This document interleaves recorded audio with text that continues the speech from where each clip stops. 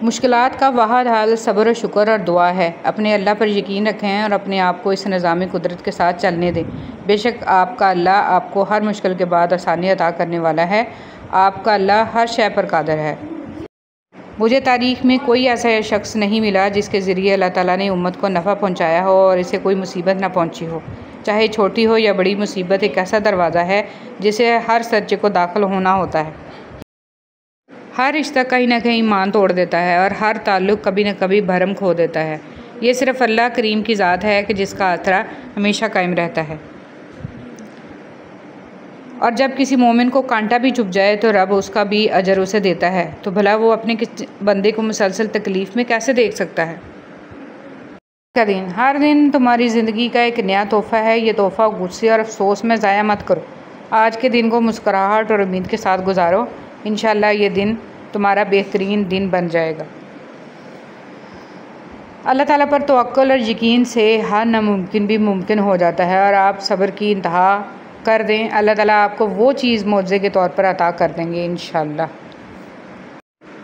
اور اللہ کے سوا کون ہے جو تنگی کو آسانی میں بدل دے، تکلیف میں راحت کا سامان کر دے، آنسوؤں میں بھی مسکراہٹیں بکھیر دے، بیماروں کو بھی شفا یاب کر دے۔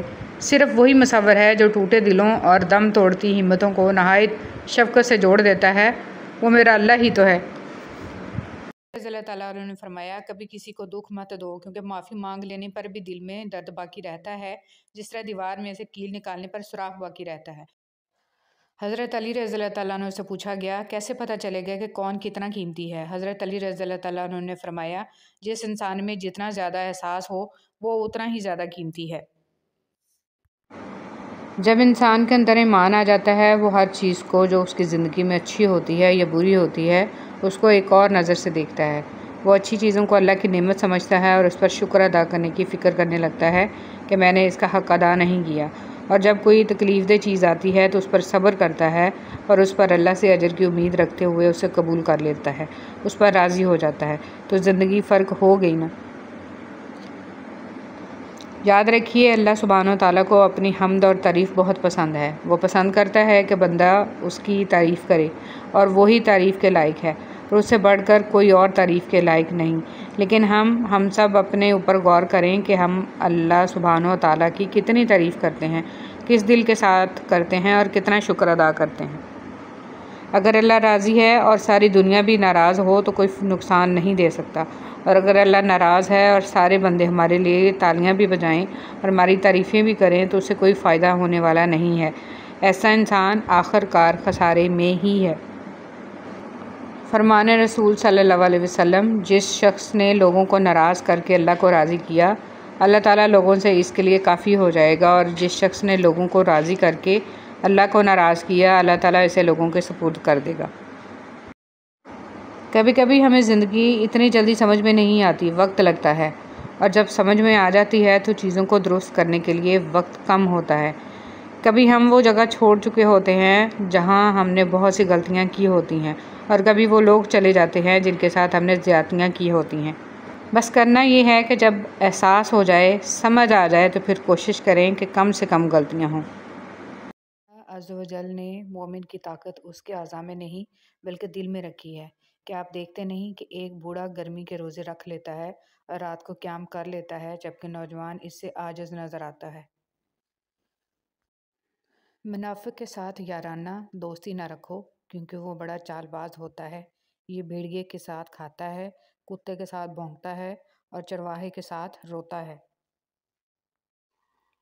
جب تمہیں اپنی جہالت کا احساس ہونے لگے تو سمجھ لو کہ تم علم پانے لگے ہو، اور جب تمہیں اپنے سوا سب جاہل دکھائی دینے لگیں تو سمجھ لو کہ اب تم علم کھونے لگے ہو۔ ہمیشہ ایسے شخص کو چنا کرو جو آپ کو عزت دے، کیونکہ عزت محبت سے کہیں زیادہ خاص ہوتی ہے۔ انسان کو دریا کی طرح سخی، سورج کی طرح شفیق، اور زمین کی طرح نرم ہونا چاہیے۔ اپنی طرف آنے والی ہر پریشانی کو آزمائش نہ سمجھو، وہ تمہارا مکافات عمل بھی ہو سکتا ہے۔ 3 نیکیاں جن کو کرنے سے قیامت کے دن عرش کا سایہ نصیب ہوگا: ٹوٹے ہوئے رشتوں کو جوڑنا، دل نہ چاہتے ہوئے بھی معاف کرنا، اور کسی کے گناہ کا پردہ رکھنا۔ کسی کی دعاؤں میں رہنا بھی ایک بہت بڑا رزق ہے کہ دعاؤں میں آپ کا نام آپ کی غیر موجودگی میں لیا جائے، جبکہ آپ نے ان سے درخواست کی ہو اور نہ ہی آپ کو اس بات کا علم ہو۔ بیماری سے شفا کی دعا۔ تکلیف دور کر دے اے لوگوں کے رب، تیرے علاوہ تکلیف کو کوئی دور نہیں کر سکتا۔ جن لوگوں نے آپ کو اپنے برے گمان کی بدولت چھوڑ دیا، انہیں آپ اپنی نیک نیتی کے ساتھ چھوڑ دیں۔ کوشش کریں کسی کے آنسوؤں کی وجہ آپ کا لہجہ یا رویہ نہ بنے، کیونکہ گناہوں میں سب سے بڑا گناہ کسی کے دل آزاری کرنا ہے۔ اگر کھوٹے سکے سے کچھ خریدنا ناممکن ہے تو نیتوں میں کھوٹ رکھ کے فلاح پانا بھی ناممکن ہے۔ جب تک آپ کے ہاتھ سے خیر تقسیم ہو رہی ہے، آپ کے اوپر زوال نہیں آ سکتا۔ خیر کا مطلب ایک پلیٹ کھانا، کچھ پیسے، اچھا مشورہ، دکھ میں دلاسا، مسکرا کر سلام کا جواب، بلا حسد مبارکباد اور اس طرح کی چھوٹی چھوٹی باتیں جن کی وجہ مخلوق خدا میں خوشیاں بانٹی جا سکیں۔ جب حضرت ابو الحسن رضی اللہ تعالیٰ عنہ کی وفات کا وقت ہوا تو مغرب کی نماز کا وقت تھا۔ آپ نے آنکھ کھولی اور موت کے فرشتوں کو دیکھ کر فرمایا، رک جاؤ، تم صرف اللہ کے غلام ہو جو اللہ کے حکم کی تعمیل کرنے آیا ہے، اور میں بھی ایک غلام ہوں۔ تمہیں جو حکم ملا ہے میری جان نکالنے کا، تم اس کو پورا کر پاؤ گے، مگر مجھے جو حکم ملا ہے نماز ادا کرنے کا، میں اسے پورا نہ کر پاؤں گا۔ سو پہلے مجھے وہ کرنے دو جس کا مجھے حکم ملا ہے، پھر تم وہ کر لو جس کا تمہیں حکم ملا ہے۔ پھر آپ نے وضو کیا، نماز ادا کی اور اپنی جان اللہ کے حوالے کر دی۔ جس معاملے کو اللہ کے سپرد کر دیا جائے، اسے بار بار سوچنا ایمان کی کمزوری ہے۔ جو ہوگا بہتر ہوگا اور جو نہیں ہوگا وہ بھی بہتر ہے۔ رسول اللہ صلی اللہ علیہ وسلم سے کہا گیا، عورتوں میں اچھی عورت کون سی ہے؟ آپ صلی اللہ علیہ وسلم نے فرمایا، وہ عورت جو اپنے شوہر کو جب وہ اسے دیکھے خوش کر دے، جب وہ کسی کام کا حکم دے تو خوش اسلوبی سے اسے بجا لائے، اپنی ذات اور اپنے مال کے سلسلے میں شوہر کی مخالفت نہ کرے کہ اسے برا لگے۔ کون کہتا ہے تنہائیاں اچھی نہیں ہوتی؟ بہت حسین موقع دیتی ہیں رب سے ملنے کا۔ سبحان اللہ و بحمدہ، سبحان اللہ العظیم۔ نیک عورت نیک مرد کے نکاح میں ہو تو اس کی مثال سونے کے اس تاج کی سی ہے جو بادشاہ کے سر پر سجا ہو، جبکہ بری عورت کسی نیک شخص کے نکاح میں ہو تو اس کی مثال بھاری بوجھ کی طرح ہے جو کسی برے شخص نے اٹھایا ہوا ہو۔ سوچنے کی بات، ہم دنیا میں اس لیے پیٹے جا رہے ہیں کہ ہم مسلمان ہیں، اور آخرت میں اس لیے پیٹے جائیں گے کہ ہم دنیا میں مسلمان تھے ہی نہیں۔ استغفر اللہ، استغفر اللہ۔ ایک ماں کا رتبہ مل جانا کوئی معمولی بات نہیں۔ تاریخ رقم تب ہوتی ہے جب کسی عورت نے اپنے فرائض کو سمجھا۔ ایک بہترین عورت اپنے فرائض سے غافل نہیں ہوتی، کیونکہ اس علم و شعور ہوتا ہے کہ اس کے بچے امت مسلمہ کا سرمایہ ہیں، جس کے لیے اللہ رب العزت نے اس کو ماں کے درجے کے لیے منتخب فرمایا۔ خدارہ فیشن رواجوں رسموں کے پیچھے لگ کر اپنے فرائض کو مت بھولیں، کیونکہ اس ذمہ داری کی جواب دہ ہیں میں اور آپ۔ ساتھ دینا اسے کہتے ہیں۔ اگر آپ کسی کے لیے بارش کو روک نہیں سکتے تو اس کے ساتھ بارش میں کھڑے ہو جائیں۔ اس کو چپ نہیں کروا سکتے تو اس کے ساتھ بیٹھ کر رو لیں۔ اس کی آنکھوں میں نیند نہیں لا سکتے تو اس کے ساتھ جاگ لیں۔ کسی کا ساتھ ایسے بھی دیا جا سکتا ہے۔ اگر آپ خوشی میں قرآن پڑھیں گے تو خوشی بڑھ جائے گی، غم میں پڑھیں گے تو غم چھٹ جائے گا۔ قرآن کے جلال و جمال پر، وعدوں اور وعیدوں پر غور کرنے سے خوف الہی میں اضافہ ہوتا ہے، امید رحمت پختہ ہو جاتی ہے، اللہ کی محبت مضبوط تر ہو جاتی ہے۔ قرآن ہے تو آپ بغیر چوکیدار کے محفوظ ہیں، بغیر مال کے غنی ہیں، ہر متکبر کے سامنے ڈٹ جانے والے اور ہر متواضع کے لیے نرم خو۔ اہل قرآن ہی تو اللہ والے ہیں۔ علم میں بھی سرور ہے، لیکن یہ وہ جنت ہے جس میں حور نہیں۔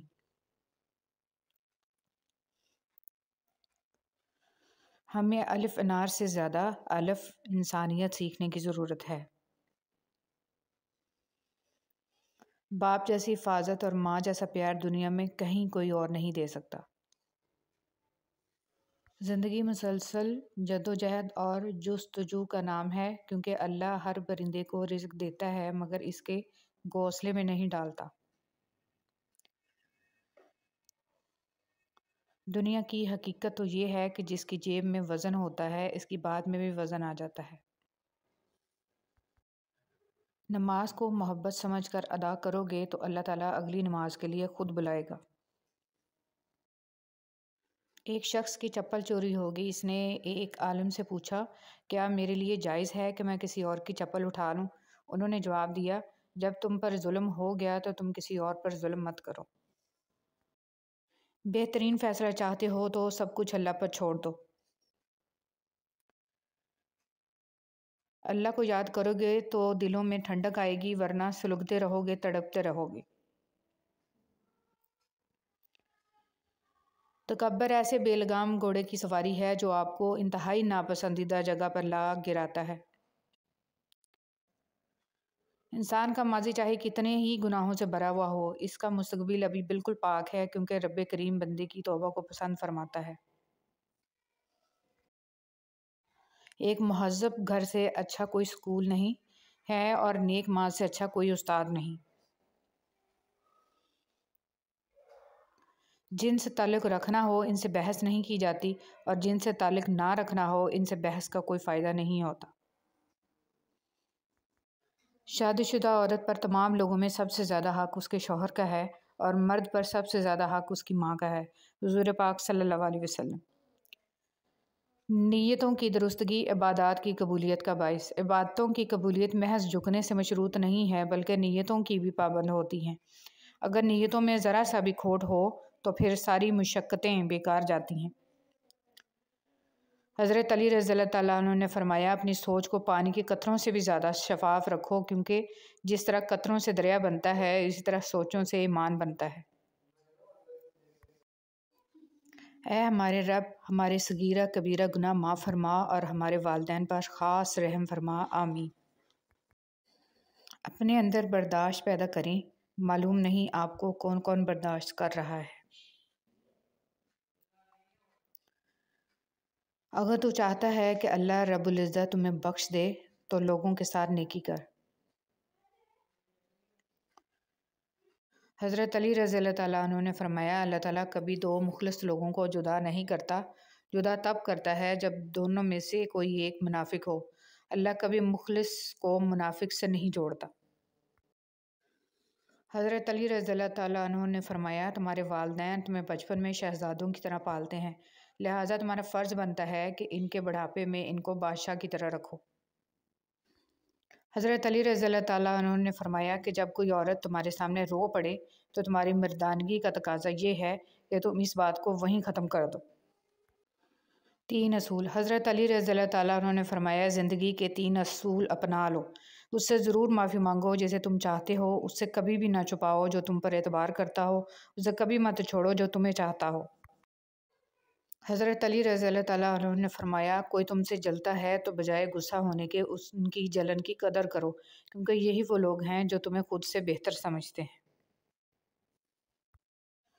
حضرت علی رضی اللہ تعالیٰ عنہ نے فرمایا، دنیا کو سچا ہونے کی دلیل مت دو، بس یہی سوچ رکھو کہ اللہ سب جانتا ہے۔ ہمیں پیش آنے والی سختیاں، مشکلات اور مصائب کتنے ہی کیوں نہ بڑھ جائیں، یقین رکھیے ہمارا رب کریم ہمیں ایسی آسانیوں، راحتوں اور کشیدگیوں سے نوازے گا کہ جن کا ہمیں گمان بھی نہیں ہوگا۔ انشاءاللہ الرحمن الرحیم۔ اللہ جل جلالہ کے در کبھی کوئی خالی لوٹتا ہی نہیں۔ کم عمری میں ملا ہوا آرام و آسائش انسان کو کبھی محنتی اور سمجھدار نہیں بننے دیتے۔ کم عمری میں ملی تکلیف اور پریشانی انسان کو بہت کچھ سکھا دیتے ہیں۔ لوگ سوچتے ہیں کہ اگر وہ کہیں اور رہنے چلے جائیں تو وہ خوش ہو جائیں گے، لیکن یہ بالکل غلط ہے، کیونکہ آپ جہاں بھی جاتے ہیں خود کو ساتھ لے جاتے ہیں۔ بعض خواہشیں کوششوں سے بھی پوری نہیں ہوتیں اور کچھ سوالوں کا کوئی جواب نہیں ہوتا۔ ہمیشہ یاد رکھیں، ضرورت اور ضروری ہونے میں فرق ہوتا ہے۔ درد آپ کی شخصیت کی جزویات کو کریت کر شکل و صورت عطا کرتا ہے۔ جو درد نہیں سہ سکتا وہ کچھ نہیں بنتا۔ اللہ جل جلالہ جنہیں پسند کرتے ہیں انہیں ہی آزمائشوں میں مبتلا کرتے ہیں، اور صبر و شکر کرنے والوں کو اللہ تعالیٰ بہت پسند کرتے ہیں۔ کسی کی فضول اور لامعنی بات بھی اس انہماک سے سننا کہ اسے محسوس ہو کہ صرف آپ ہی اس کی باتوں کو سمجھتے ہیں، یہ بھی صدقہ ہے۔ اللہ کی رضا و خوشنودی کا ایک ذریعہ آپ نیکی کرتے ہیں، اور لوگ خود غرضی یا پوشیدہ مقاصد کا الزام لگاتے ہیں اور تب بھی آپ نیکی کرتے ہیں۔ زندگی میں کچھ دن ایسے بھی آتے ہیں جب سب سے مشکل کام آپ کو زندہ رہنا لگتا ہے۔ زندگی اتنی بھی مشکل نہیں ہوتی جتنا ہمارے آس پاس کے لوگ اسے بنا دیتے ہیں۔ سماج کو عقل اور ایمان کی ضرورت نہیں تو رشتوں کا احترام کہاں سے آئے؟ صحیح نیت سے رشتے بناؤ، پھر دیکھنا زندگی خوشیوں سے بھر جائے گی۔ خدا ہر ماں باپ کو اتنی عمر دے کہ وہ ساری خوشیوں کو دیکھ سکیں جو انہوں نے اپنی اولاد کے لیے مانگی ہوئی ہیں۔ بہت عظیم ہیں وہ میاں بیوی جو ایک دوسرے کے عیب چھپاتے ہیں اور کسی کے سامنے اپنے شریک سفر کی برائی نہیں کرتے۔ نفس کے خلاف جنگ جیتنے کا واحد حل یہ ہے کہ انسان یہ عزم کر لے طبیعت مانے یا نہ مانے، بس اللہ کی ماننی ہے، کیونکہ جنت اپنی خواہشات کی پیروی سے نہیں بلکہ اطیع اللہ اور اطیع الرسول سے ملنی۔ لوگ ہمیشہ اپنی مرضی کے مطابق سوچتے ہیں، اس لیے انہیں وضاحت دینے کا کوئی فائدہ نہیں ہے۔